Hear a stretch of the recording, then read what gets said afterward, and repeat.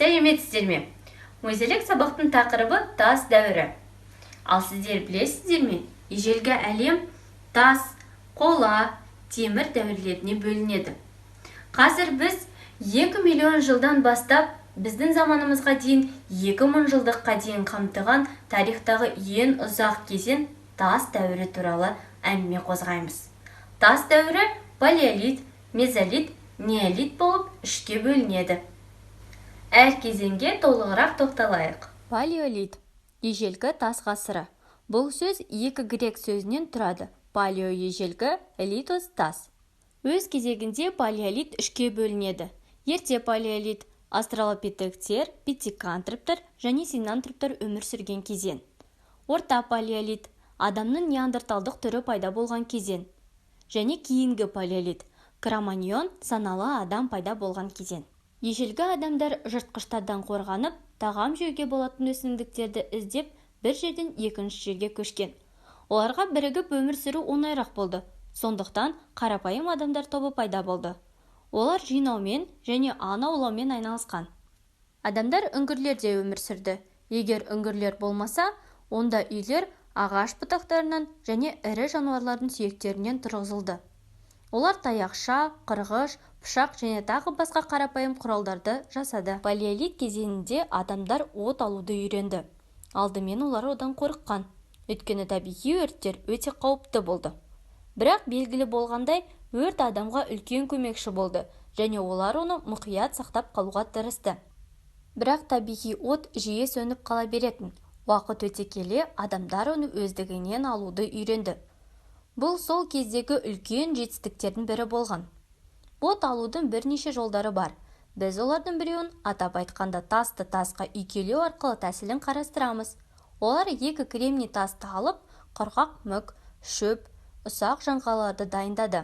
Тасты тасқа тигізіп, үшқын шығарып, дайындаған шөп шаламды өрттеді. Егер палеолит дәуірінің басында климат ылғалды және жылы болса, кейінірек ол мұз дәуіріне алмасты.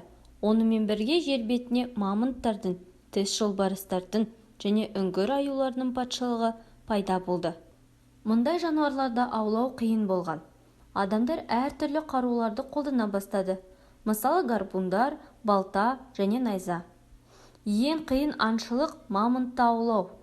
Оның салмағы 8 тоннаға дейін, ал биіктігі 4 метрге дейін жетті. Аң аулау жүйесі келесідей болды. Біріншіден, аңшылар табынның қай жолмен жүретінін бірнеше күн бойы қадағалады. Екіншіден, терең шұңқыр қазды, оның түбіне үшкір тас балта қойылды. Үшіншіден, жоғары жағына бұтақтармен, жапырақтармен және жермен жапты. Төртіншіден, табын жақындаған кезде адамдар бір мамонтты табыннан бөлу үшін қатты шу шығаратын. Ал соңында мамонтты шұңқырға қарай құлатып, оған үлкен тастар, найзалар және басқа да қаруларды лақтырып жануарды өлтірді. Аңшылықтан кейін ет пен майды тағам түрінде, сүйектерден қару-жарақ пен құралдар жасаған. Терісінен жылы киім тікті. Сондай-ақ мамонттың терісі мен қабырғаларынан тасымалды үй салуға болады. Археологиялық қазба жұмыстардың барысында Қазақстанның аумағында атап айтқанда Қаратау, Маңғыстау, солтүстік Балқаш маңының тауларынан питекантроп және синантроптың тұрақтары табылған болатын. Мезолит – орта тас ғасыры. Грек тіліндегі мезос – орта, литос – тас сөздерінен шыққан. Бұл кезеңде климаттың жылынуы және нәтижесінде мұздықтардың еруі пайда болды.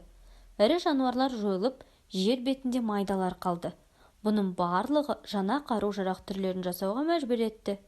Осы кезеңнің ең ірі жетістіктерінің бірі садақ пен жебенің, микролиттердің, бумерангтардың пайда болуы. Жануарларды үйде ұстауға үйрете бастады. Олардың біріншісі әрине иттер болды. Бұл кезең матриархат үстемдік еткен ерте рулық қауымдастықпен сипатталды.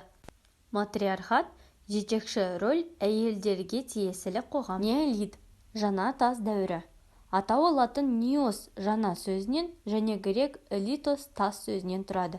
Тасты өңдеудегі техниканың гүлденген уақыты. Тасты өңдеудің жаңа технологиялық әдістері тегістеу, бұрғылау, аралау пайда болды.